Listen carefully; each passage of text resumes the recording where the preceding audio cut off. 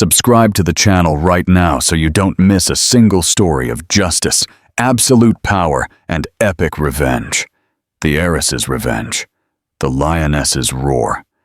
Have you ever felt like the person you love most treats you as if you're invisible, only to discover that you have the power to destroy their entire world with a single whisper? Elara Valente, known as the silent wife, the shy woman who clung to her husband's arm. Tonight she was simply the weeping wife, locked out of the biggest party of the year as her husband Julian arrived with his new woman. His mistress, Serafina, dripping in the diamonds the altar should have been wearing, found her. She mocked Elara's tears, her plain dress, her very existence. "You're nothing," Serafina hissed, relishing the execution. But the doors to the gala were about to open again, and the people walking through them weren't just guests. They were the building's owners, and they were looking for Elara. The apartment wasn't a home. It was a statement of intent, a nearly 1,000 square meter duplex on the 72nd floor overlooking the city. Every surface was made of imported, cold Italian marble. The art on the walls wasn't chosen. It was curated by a consultant specializing in profitable emerging artists. This was Julian Valente's world. Elara simply lived within it. The Valente altar was a curiosity to Madrid's high society. She was beautiful in a fragile way, like a watercolor, but she was quiet. She wore simple, elegant clothes from brands like the Row or Loro Piana, but she wore them without the aggressive intent of her peers. She didn't vacation on the coast. She visited. She didn't chair committees. She volunteered. Julian, on the other hand, was a supernova. He was a predator in a Tom Ford suit, a private equity shark who had built a formidable reputation on sheer, ruthless nerve. He was handsome, loud, and vibrantly charming. When he entered a room, the center of gravity shifted. The altar was in his orbit, a forgotten moon. They had met 4 years earlier at the opening of a small gallery. She was an art history graduate who claimed to be an orphan from Switzerland, who had come to Madrid with a modest inheritance. Julian was captivated by her innocence, her lack of ambition. She was a blank canvas, a soft place for a hard man to land. He saw her as a beautiful, manageable accessory. Elara had believed he was different. She had wanted to be normal. She had run away from her own life, from the suffocating weight of her family name, to see if she could be loved simply as Elara. For a time, Julian's love felt like the validation she craved. Now that validation felt like a cage.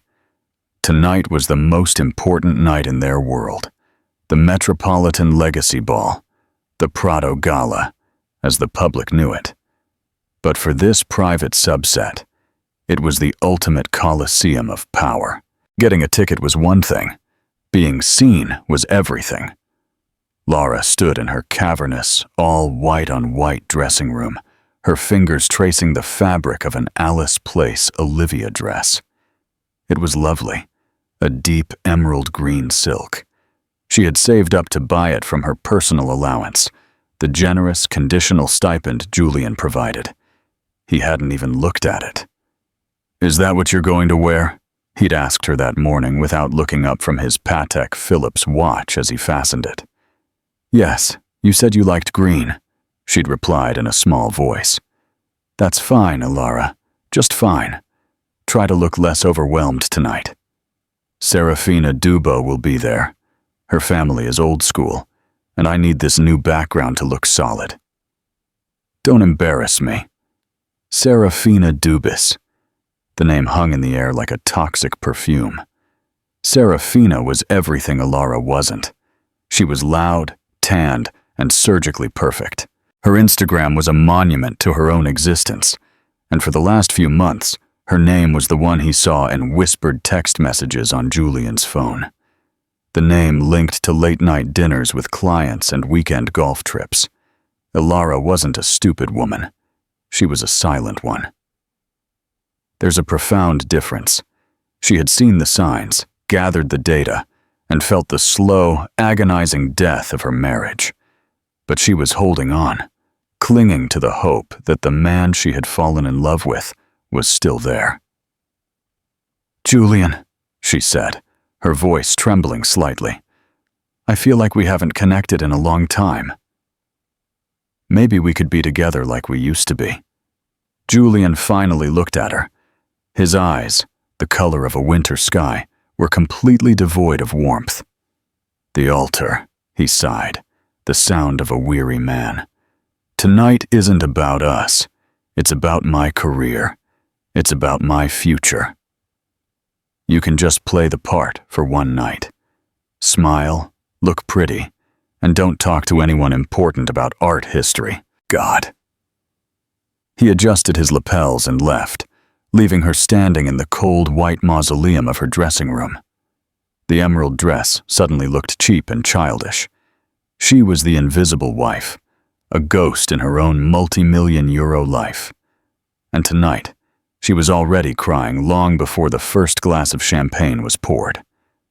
Do you think it's possible to hide your true identity for love for 4 years, enduring such contempt? The rainy day began at 4 p.m., a violent, slanting downpour that turned the city into a watercolor of blurred neon and gray steel. Elara was having her hair styled by a stylist she didn't like, a man Julian's assistant had booked. He kept sighing at the fineness of her hair as if it were a personal failing. Julian was due home by 5 o'clock, so they could go out together. At 5:15 p.m., she was sitting on her white silk sofa with her hair in a severe bun that made her feel like a governess. Her makeup was done. The emerald dress was laid out. At 5:30 p.m., her phone rang. It was Julian's assistant. "No, Julian. Mr. Valente is running late. He'll meet you at the venue. His car is downstairs." A cold knot tightened in Elara's stomach. He wouldn't even be traveling with her. This was a whole new level of coldness. She stood up, smoothing the silk of her dress, when Julian's personal tablet, the one he'd left on the charging pad by the bar, lit up. It was a calendar notification, reservation confirmation. The Ritz-Carlton, 30 p.m. Serafina Dubo, champagne and sweets. It was a gut punch. The Ritz, the place he'd taken her on their first anniversary. But worse. A second notification appeared, an email from her personal account. Subject: H. Winston pickup. The midnight seraphim necklace is confirmed. The driver will pick it up at 6 p.m. and deliver it directly to Cleta Dubis at the Palace Hotel. Please ensure she has it before the red carpet. Elara's breath caught in her throat. The midnight seraph. She remembered it. She'd seen it in a magazine. A stunning pear-shaped sapphire, surrounded by a constellation of white diamonds. She'd pointed it out to Julian. A rare moment of longing. "How beautiful," she'd murmured. He'd glanced at it. "The altar is vulgar. It's too much of an effort. It's nouveau riche. Nouveau riche, the ultimate insult in her world. And now he'd bought it for Serafina. He wasn't just deceiving her, he was replacing her. He was taking the very thing the altar had admired and giving it to the other woman. The sound of the front door opening made her jump. Julian strode in, already in his tuxedo. He looked magnificent, a bespoke Brioni, impeccable and stern. He was checking his cufflinks. "No, you're not ready for her," he snapped in a sharp voice. "The car is waiting. What have you been doing?" Elara didn't speak. She simply held up her tablet, the email flashing on the screen. Julian's face didn't falter. He registered neither guilt nor panic. He hardened. He looked at her as if she were a disobedient employee. "Now you're spying on me," he said in a dangerously low voice. "Him? The necklace? Julian?" she whispered, tears finally coming out, hot and stinging. "You told me it was vulgar. You bought it for her." Julian let out a short, sharp laugh. It was the cruelest sound she had ever heard. "Oh, mature Serafina," he said, walking to the bar and pouring himself a whiskey. "Of course I bought it for her. It suits her. Serafina can pull it off. She has presence. She's not a withered violet. She's your lover," he said, the word tasting of ash. "She's my partner," he corrected, turning to look at her. "She's an equal. She understands my world. She doesn't just cry all the time." "And what am I?" he asked, tears now streaming down his face, ruining his expensive makeup. "What am I, Julian?" He took a slow sip of his whiskey, looking at her emerald dress and her tear-streaked face. "You," he said, slamming the glass down on the marble. "You're a burden. You were a sweet, innocent girl who came out of nowhere. And I gave you everything. I gave you this apartment. I gave you a name. I gave you a life you couldn't have dreamed of. And all you do is moan and cling. I'm done, Elara. I'm done. You're finishing this tonight before the gala. I'm finishing it now," he said. "And not going to the gala. You can't."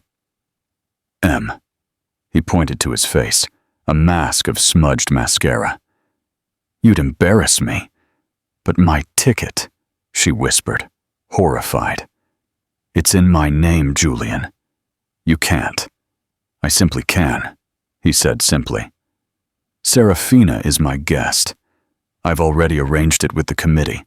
Your ticket is waiting, but mine—" Julian walked over to the small antique desk where the engraved invitation box sat. He took his ticket, the valiant altar, and tore it in half. He dropped the pieces on the floor at his feet. "You are nothing without me, the altar," he said in a final voice. "You're just a sad orphan I took in.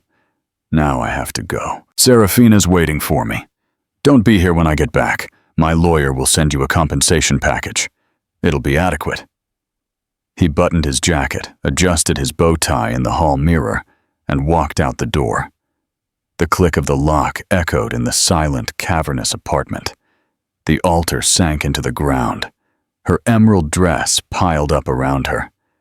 She was no longer just the invisible wife. She was the discarded wife, the weeping wife, utterly and completely alone. Like this video if you think Julian is a heartless monster for a whole hour. The altar didn't move. The sounds of the city, the sirens, the rain, the distant car horns, were muffled by the thick triple-pane glass. The only sound in the apartment was the rasping, painful sound of her own sobs. She was a fool. She'd played the part of the simple girl, and she'd started to believe it herself. She had longed, with a desperate, childlike yearning, to be loved for herself. She had fled from power, from obligations, from the crushing weight of her real name, believing she could find something pure. Julian hadn't loved her. He had loved her powerlessness. He had loved that she was malleable, that she was an accessory he could control. The second, a brighter, more powerful accessory appeared. Serafina. With her ancient lineage and connections, he had discarded her. His tears began to subside. The raw, burning pain began to cool, hardening into something else, something cold and heavy. He stared at the broken doorway on the floor. "Sir, Elara Valente." She looked at her reflection in the dark window, the mascara running, the reddened eyes, the sad, simple dress. This was the woman Julian saw. This was the woman Serafina would mock. This was the wife who wept. She didn't whisper, her voice hoarse. She stood up, her knees creaking, and walked not toward her bedroom, but toward the safe in the wall. Hidden behind an abstract, minimalist painting, he entered a 24-digit code. It wasn't a birthday. It was the coordinates of a bank vault in Switzerland. The safe opened. Inside there was no cash, no jewelry, only a single matte black satellite phone, a device that didn't work with any public carrier, and couldn't be traced. She picked it up. Her hand was perfectly steady. The tears had vanished. She dialed a number from memory, a Geneva area code, 41. It rang twice. A man answered. His voice was sharp, precise, and had a faint, unidentifiable European accent. "Yes, Caspian," Elara said. His voice was no longer the small, broken whisper of Elara Valente. It was Elara de Veros's clear, cold, and authoritative tone. There was a pause on the other end. Then the voice softened. Just a little. "Elara, it's been 182 days. I suppose this isn't a social call. Caspian Devereux, her brother, the Devereux family fixer, the man who managed the public face of their empire while their father controlled the shadows. He broke the contract, Caspian," Elara said. "The marriage contract, the whole thing. The fidelity clause, the public humiliation clause. He's chosen another." Caspian sighed. It wasn't a sound of sadness, but one of deep, weary irritation, like a gardener finding a weed. "This experiment of yours, Elara, this normal life, I suppose it's over now." "It's over," she confirmed. "And the husband, this Julian Valente, what exactly has he done? Dad will want details. He's taking his mistress, Serafina Dubo, to the Metropolitan Legacy Ball tonight. He tore up my ticket, called me a burden, is ending our relationship, and is kicking me out of the apartment." The line was silent for a moment. "Did he tear up your ticket?" Caspian asked, as if clarifying an impossible fact. "Yes, the boy is amusing. I'll grant it to him," Caspian murmured. "He doesn't know, does he? After 4 years, he still has no idea who you are. Does he think I'm one of Zurich's orphans? Charming, and the Dubo lover of the Dubois of Madrid real estate." "Yes, that's unfortunate for them," Caspian said. "Their biggest creditor is the Kratos Holding Group." "What are we?" Lara finished. "What are we?" He nodded. "So what's the play, Métit, sir?" "We simply crush them, freeze their assets, and audit them. I can have the Interpol package on your desk by 9 a.m. tomorrow. It's already prepared. It's been prepared since your wedding day." Elara looked at her ruined face in the mirror. She thought of Serafina with her necklace. She thought of Julian calling her nothing. "No," Elara said. "No, tomorrow, tonight, he's at the gala. He's presenting himself as a new power with his new wife. He wants to be seen." "A public lesson," Caspian said, a smile creeping into his voice. "Excellent. Papa will approve. He loves opera. I need you here, Caspian. I need the full deployment. He called me nothing. He said I have no name. I need him to understand what my name is. That's quite a big request. Elara, we're in Geneva. The gala is now. You have a golf stream at the airfield, GA 200. It's a 2-hour drive up to the Barajas runway. You can be at the Prado by 10:30 p.m. "Dad will be here," Elara said. "Tell him Julian Valente got his hands on a Veros asset." "He hit me." Caspian's voice lost all its warmth. "He tore up my ticket." He'll understand the distinction. It was an act of aggression. "Understood," Caspian said. "We're moving now. What about you? You're blocked. You're the crying wife. I'm on my way to the gala now. But your ticket?" Elara smiled, a cold, thin smile that didn't reach her eyes. He tore the guest ticket for Mrs. Elara Valente. She seems to have forgotten that the full name of the ball is the Metropolitan Legacy Ball, and the larger new wing is the Hellenistic Veruidades wing. My name is literally carved into the lobby wall. I don't need a ticket. I'm the landlady. Well played, sister. Now go. Fix your face and that dress. The emerald one. Burn it. I need a new one. It's already been handled, Caspian said. A Plan B package was delivered to the Ritz Hotel 2 hours ago. Room 2NN801. The key is under your name. Your real name has been waiting for you. The Ritz. That's where Julian and Serafina will go next. I know, Caspian said. Poetic, isn't it?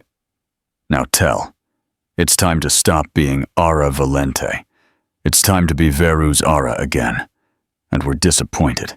And a disappointed Deveros, as you know, is a very costly thing.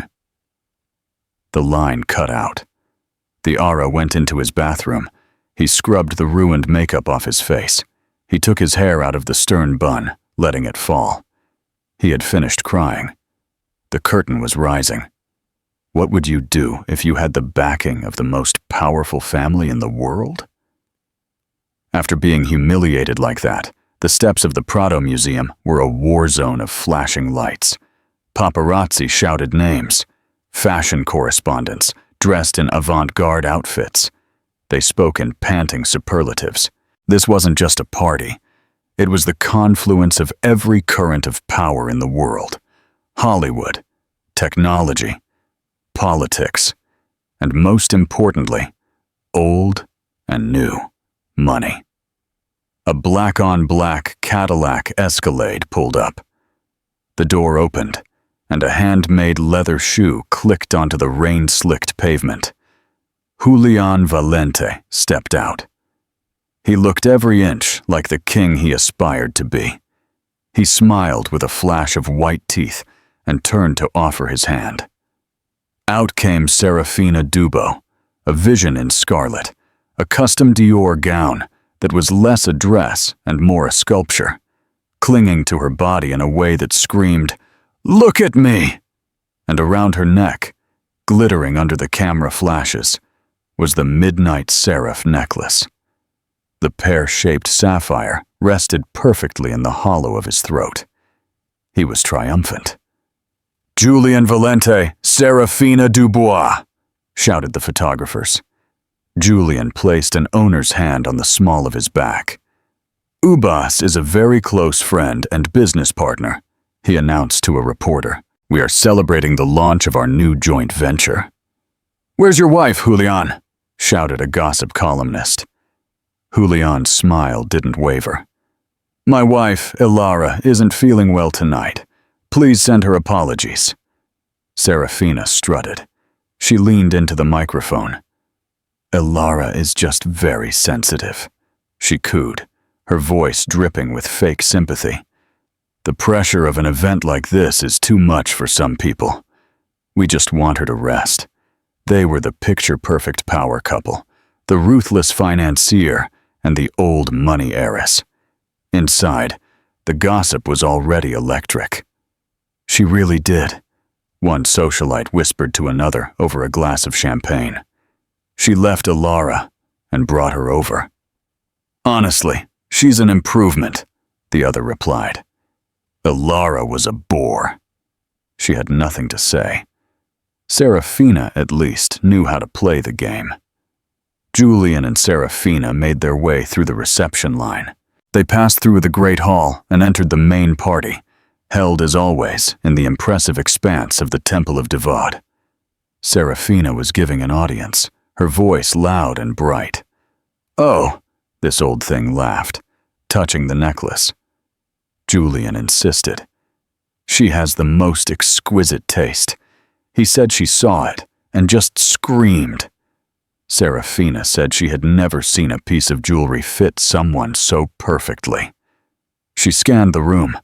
Her eyes landed on Chloe, one of Elara's few friends from the charity committee. Chloe looked horrified. Serafina slid over to her. "Chloe, darling, you look sweet. I'm so glad you could come. Have you heard about Lara? I'm so worried about her. Julian said she had a total breakdown, crying hysterically. It's so sad." "Lara is a good person, Serafina," Chloe said strainedly. "Oh, I know." "She's the best person," Serafina said, sipping her champagne. "But let's be honest, she was never cut out for this. She's a little gray mouse. And Julian, Well, Julian is a lion. You can't expect a lion to live in a mouse hole forever. It's just nature. She laughed, a high-pitched tinkling sound, and returned to her newfound circle of admirers. She was untouchable.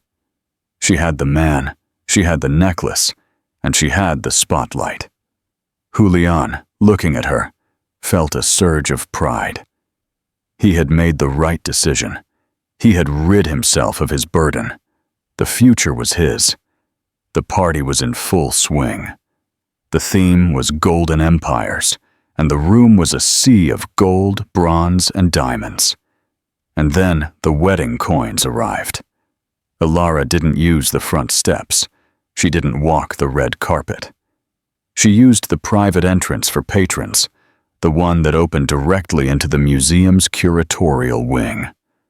The security guards who saw her face on the Tier 1 patron list, Veru, Elara, simply bowed and opened the heavy bronze doors. She had gone to the Ritz. The suite Caspian had booked wasn't an ordinary suite. It was a presidential penthouse. Spread out on the bed wasn't a dress, but a work of art.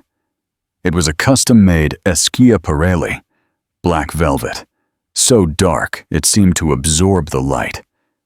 It was austerely simple, with a high collar and long sleeves, but its front was dominated by a single piece of sculpted and gilded bronze, a massive, bleeding, anatomical heart pierced by a golden dagger. With it was a note from Caspian. They want golden empires. Give them a golden heart. Tear it apart. She had washed her face. Her makeup was now severe and perfect. One dark, smoky eye and one blood-red lip. Her hair was swept back, wet and shiny. She looked nothing like the mouse wife. She looked like a general. She entered the temple hall, didn't stop, didn't look for anyone.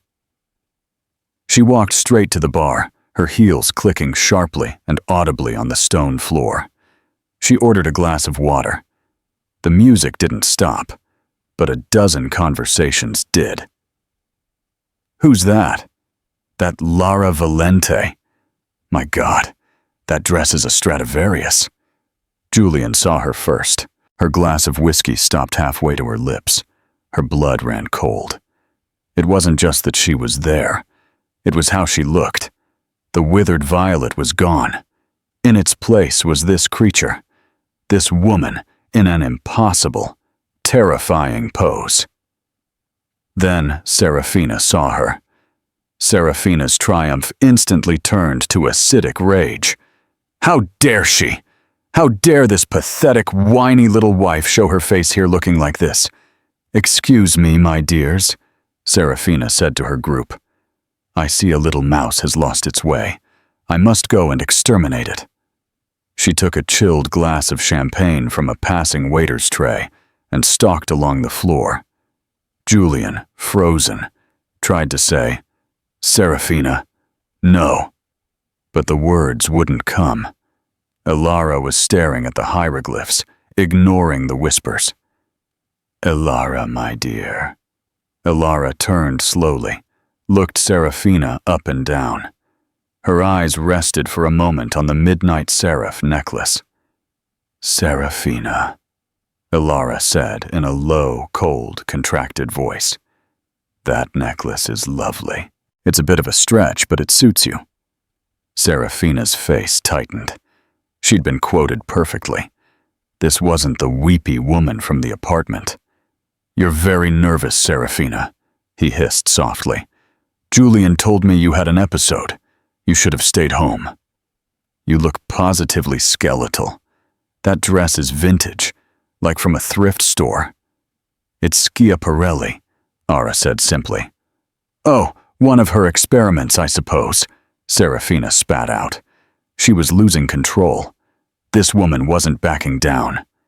You have to leave, Serafina demanded. You're embarrassing yourself. Are you embarrassing Julian? Oh, yes, Lara asked, taking a sip of her water. Serafina was trembling with rage. All her triumph was turning to ash. This nothingness was stealing her moment. "You're nothing!" Serafina screamed, her voice cracking. "You're a pathetic, penniless orphan he rescued. He's done with you. He's with me. He wants me." And in a fit of pure, childish malice, Serafina tripped, knocking the entire champagne glass directly onto the front of Elara's dress. The gasps in the room were audible. Champagne splashed against the black velvet, and the golden heart dripped onto the floor. Serafina smiled, her mask of false sympathy back on. "Oh my God, how clumsy of me. Look at that. All about you. Your thing." She looked at Elara, waiting for tears, waiting for her to run away. Elara didn't move. Slowly, she looked down at the champagne dripping from the golden dagger in her chest. Then she looked back at Serafina.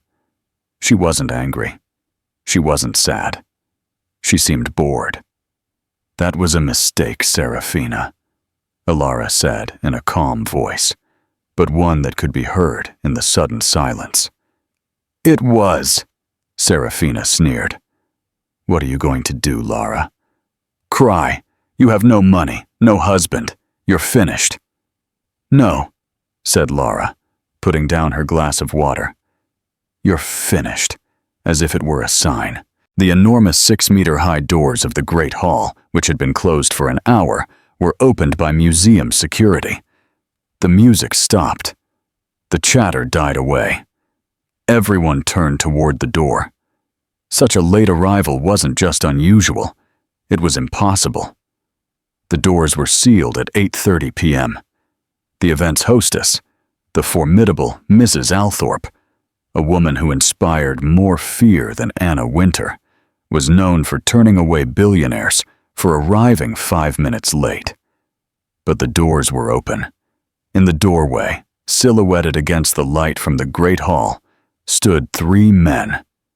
The man in the middle was older, perhaps in his late 70s, with a shock of thick silver hair. He wasn't tall, but he commanded the space as if he owned it.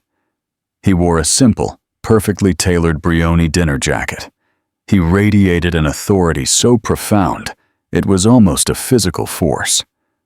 To his right stood a younger man, handsome in a stern and dangerous way. He was tall, with dark hair, and his eyes, the same color as Elara's, scanned the room with the cold, analytical gaze of a predator. This was Caspian. To the left stood another, more robust man, built like a vault, who was clearly the head of a security detachment deployed in the room. His dark suits and headsets stood in stark contrast to the Gilded Age attire. The room was completely silent. People not only knew who these men were, they knew. This wasn't celebrity. This wasn't new money. This was power. "My God," whispered a hedge fund manager. "That's Augustus Devo." "Who?" asked his young lady. "Augustus de Veru," hissed the pale-faced man. "He doesn't go to parties. He buys the companies that throw the parties. He owns the mines, the banks, the shipping routes. It's old-world Renaissance style." Mrs. Beyond Althorpe, the hostess, was practically running toward them, her face a mask of agitated reverence. "Mr. Devereux, we had no idea. It's a true honor." Augustus de Veru didn't look at her. He didn't look at anyone. His eyes scanned the room, found their target, and he began to walk. Caspian and the head of security flanked him. The crowd parted. It was like watching a shark move through a school of fish. They passed billionaires. They passed movie stars. They passed politicians. Julian Valente was frozen. His mind screamed, "Evero! Teos! Why does that name sound familiar?" Serafina was confused. Who is that old man? Why did the music stop? Augustus Dever stopped directly in front of Elara. He looked at the champagne dripping from her dress. His face, which had been neutral, tightened with distaste. He looked at her face.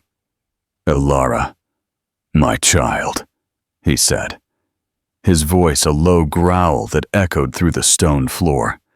He took a silk handkerchief from his jacket and gently and tenderly dabbed a drop of champagne from her chin. You're late, he said. Elara smiled, a real, trembling smile. They held me up. Dad, Dad. The word exploded in the silent room like a cannon shot. Julian Valente's body went cold. He finally placed the name Devo, the Devo Wing, the Kratos holding group, the most powerful, secretive, and wealthy family in the world. A family that made old money, like that of the Dubois, seem like lottery winners. And Elara, his orphaned wife, meek and quiet. Serafina's jaw was open. Her face, a moment ago so triumphant, was white as chalk. She looked at Julian, then at Elara, then at the man who was Augustus de Veru. Caspian stepped forward. He held an immaculate black cashmere stole. He draped it over Elara's shoulders, covering her champagne-stained dress. He kissed her forehead. You should have called sooner, petted sir, he murmured. I detest this city. Then he turned his cold, dark eyes to the astonished couple. Serafina Dubis, Caspian said in a light conversational voice. That's a lovely necklace. A Harry Winston, isn't it? The Midnight Seraph. My father commissioned it last year as a present for my sister's 25th birthday. Serafina's hand flew to her throat. She stared at Julian, her eyes wide with pure, unadulterated terror. Julian, she moaned. Julian, what is this? Julian couldn't speak. He was choking. Ah, Caspian finally said, turning to him. Mr. Valente, my sister mentioned that you weren't being very accommodating. Share your thoughts. Is this the ultimate poetic justice, or is it the terrifying power of the Devo? The silence in the Devo temple was no longer just a pause in the music. It was a physical weight, a crushing emptiness that sucked all the air from the room. The only sounds were the distant profane hum of 1,000 camera phones recording video and the faint, hysterical hiccups of a soyo, emanating from Serafina Dubis. Julian Valente was a man who processed the world in vectors of risk and opportunity. His mind, trained for high-speed arbitrage, was now spinning at 1 trillion revolutions per second, trying to find an angle, a foothold, a buy in what was clearly a catastrophic sell-off market. De Veru, Lara. De Veru. The name echoed in his skull, clashing with 4 years of memories. Elara in the library studying. Elara on the phone, speaking Swiss German in low, whispered tones. Elara refusing to buy a 30-carat diamond because it was inappropriate. He had called it modesty. It had been boring. He had called her a nobody. She realized now, with a stomach-churning horror, that she was somebody. She wasn't just on the list. She was the list. But Julian Valente was a closer. He had left talking about CNMB investigations, hostile takeovers, and 2 previous disastrous divorces. This was just a misunderstanding, a family squabble. He could fix this. He just had to regain control of the narrative. He took a step forward, forcing a smile onto his face. It felt like stretching cold plastic. He extended his hands in a gesture of magnanimous confusion. Augustus. Mr. Deaver, sir, he thundered, his voice breaking only slightly. Caspian. What a truly profound honor. I feel like an absolute fool. He laughed. It was a high, thin, terrible sound. My wife, he said, turning to Elara, his eyes practically screaming. Play along, my dear. Elara always loved his little secrets. 4 years of this test. He turned to Augustus, trying to build a bridge of shared male understanding. A test, wasn't it, sir? To see if he loved her for herself, and not for, well, for this. To see if he was worthy of the name Veru. He beat his chest. Well, I hope I passed. I loved her as Lara, the simple orphan. I gave him everything I could. The room awaited. Augustus de Veru didn't smile. Caspian looked at him as if he were a specimen in a jar. Elara was the one who answered. Her voice was flat and cold, echoing faintly in the ancient temple. "You failed, Julian." The simple sentence hit him like a physical blow. "We're not here for tests, Mr. Valente," Augustus said. His voice wasn't loud, but it had a deep resonance that vibrated in the air. "We're here regarding a breach of contract." Julian's mind lingered on the word contract. This is what the prenuptial agreement understood. "Of course," he said quickly, changing the subject. "He's a businessman. He can talk business. Sir, I assure you it's more than generous. The altar will be well cared for, under a standard." Well, a standard I thought was appropriate. I wouldn't dream of challenging it. "He's not referring to the prenuptial agreement, Julian," Caspian interrupted, taking a step forward. His tone was light, almost bored, as if he were explaining a simple math problem to a very dim-witted child. "He's referring to the marriage contract, the one our family office drew up, the one you signed. That was just a standard, a formality. There's nothing standard about a DV, Mr. Valente," Caspian said. "You've been signing our documents for 4 years, and you've never read a single one, have you? You were too arrogant. You signed the lease for your magnificent apartment that's owned by a holding company. You signed the bank agreements for Elara's modest trust, a trust you co-opted. You even signed the access agreement to this very museum tonight, under the spouse clause of a level 1 patron. You just don't read the fine print." Julian's face was ashen. "I don't know what you're talking about. Let me be clearer." Caspian moved, and for the first time Julian saw that he was carrying a heavy, leather-bound document, engraved with a crest that Julian didn't recognize, a golden griffin. Caspian didn't hand it to him. He threw it.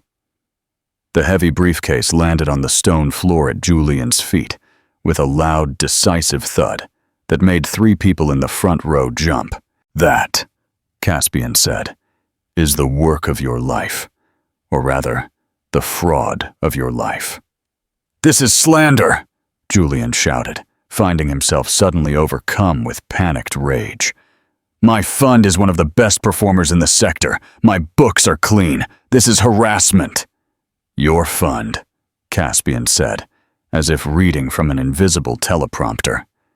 "It's a house of cards. The Valiant Capital Group, your flagship. You claimed in your last letter to investors an 18.2% quarterly return. An impressive number. A fictitious number." Caspian started walking slowly past the frozen couple. "In reality, you're down 40. You made a catastrophic, leveraged bet on synthetic biotech futures. It blew up in your face, and you've been covering the losses ever since. That's a lie. My books are audited, validated by Lux Validate, the industry standard." Julian was shouting now. His red face was pointing. Caspian stopped pacing and grinned. It was the grin of a shark that had just tasted blood. "Luke Validate," he said, savoring the name. "Yes, a lovely, very discreet firm in Luxembourg, the industry standard. My father founded it in 193. We've owned it for 39 years. Julian's knees literally buckled. He gasped for breath to steady himself. "We founded it specifically to catch greedy, arrogant men like you," Caspian continued, lowering his voice. "Men who marry into families they don't understand. Men who think they're the smartest in the room. It hasn't been audited for 4 years, Julian. It has been monitored. We have a record of every transaction, every forged document, every late-night transfer." Caspian tilted his head. "And that's where it gets truly pathetic. You needed to cover your margins. You needed cash. So you started diverting from— where was it? Oh yes." He glanced at his sister. "The Elara Valente Charity Fund, a trust she set up for orphanages in Eastern Europe. You've been borrowing from orphans, Julian, to finance your new penthouse and buy jewelry for your mistress." The crowd gasped. This wasn't just infidelity. This wasn't just white-collar crime. This was a new and staggering level of monstrosity. Serafina, who had been frozen in a state of primal terror, finally broke. She recoiled, pushing Julian away from her as if he were the plague. "Julian, what are you talking about?" she screamed. "Tell them it's a lie. Tell them I had nothing to do with this." She whirled around, her eyes wild, and landed on the altar. This was her last woman-to-woman move. "Mercy, Elara, please," she moaned, her voice breaking. "I didn't know. I swear I didn't know. He deceived me. He told me you were a nobody, a charity case. He said you were him." "He didn't deceive you, Serafina," Lara said, his voice cutting through the other woman's sobs. "He simply found someone as empty as he was. You didn't care if I was a nobody. You simply enjoyed being somebody at my expense. You loved to mock the weeping wife. You loved it." Serafina stepped back, and in that silence, Augustus de Veru spoke. His cold, heavy gaze shifted from Julian and landed directly on Serafina for the first time. She flinched as if he had struck her. "Little Serafina," he said. Yes, sir," she whispered, trembling. Her father, Robert Dubo, is a proud man. He fancies himself a titan of real estate in Madrid. Augustus took another step toward it. But a titan who is leveraged to 90% is not a titan. He's just a man in a tall building waiting for a strong wind. Serafina's already pale face turned a ghostly, bloodless white. "I don't understand. His main creditor," Augustus continued, "for almost all of his major projects, the new tower on the Castellana, the global expansion in Dubai, it's all financed by Kratos Bank in Geneva." He paused, letting the name hang in the air. "I am Kratos Bank. It's a subsidiary of my family's private accounts." Augustus glanced at his Patek Philippe watch, a simple yet elegant piece worth more than Serafina's entire apartment. "I made a call from my car on the way here. Semirita Dubo finds public humiliation distasteful, especially when it's directed at my family. As of 10 p.m. Madrid time, Kratos Bank is foreclosing on all of your father's promissory notes, the 800 million bond on the Castellana project, the 300 million revolving credit line. Everything is due tomorrow at 9 a.m. Geneva time, she glanced up at her watch, which was, I think, 42 minutes ago. Her father is already receiving calls. Her family, Seramita Dubo, will be bankrupt by morning." Serafina let out a sound. It wasn't a scream. It was a low, animalistic howl of pure, existential loss. She sank to her knees, her custom Dior gown pooling around her like a pool of blood. No, my father can't. He will be. We will be nothing." "Yes," Augustus said the word of doom. "You used that word tonight, I think." "Nothing. Now you'll have a lifetime to learn its true meaning." "It was him!" Serafina cried, pointing at Julian. "It was all him. I didn't know. I never knew." Her hands flew to his neck as the clock struck midnight. Her fingers struggled with the clasp. She couldn't open it. With a desperate, feral scream, she ripped the necklace from around her throat. The diamond-encrusted chain snapped. He crawled forward on his knees and held it out. His hand trembled so violently that the sapphire vibrated. "Take it, please. I don't want it. Take it back." It was him. It was all of him. The necklace, Julian's grand romantic gesture, was now an offering of terror. Caspian looked at the exquisite piece of jewelry in her trembling hand with utter disgust. "My sister doesn't want it now," he said, his voice heavy with contempt. "It's vulgar. It's been sullied, just like her family name." He turned to Julian. Julian was devastated. He lay on the floor, a huddled heap of bruises and ruined, staring at the leather audition, the soy lover, the discarded necklace. He was a cornered animal, and like any cornered animal, he resorted to violence. "You," he growled, his voice a guttural rasp. He pointed a trembling finger at Elara. "You watched me for 4 years. You set a trap for me." "I loved you, Julian," said the Aura. His voice finally broke, not with sadness, but with a cold, righteous fury. "I gave you the only thing I had that was real. I gave you Elara, the nobody, the woman with no name and no money. I gave you my true self, and you destroyed it. You called me a burden. You destroyed me in our own home. This isn't justice," he spat, struggling to his feet. "This is a massacre. You're using your father's power for this. This is illegal." "Oh, Julian," Caspian sighed, glancing at his watch, as if this whole thing was becoming incredibly tedious. "The carnage hasn't even started. That's for the lawyers.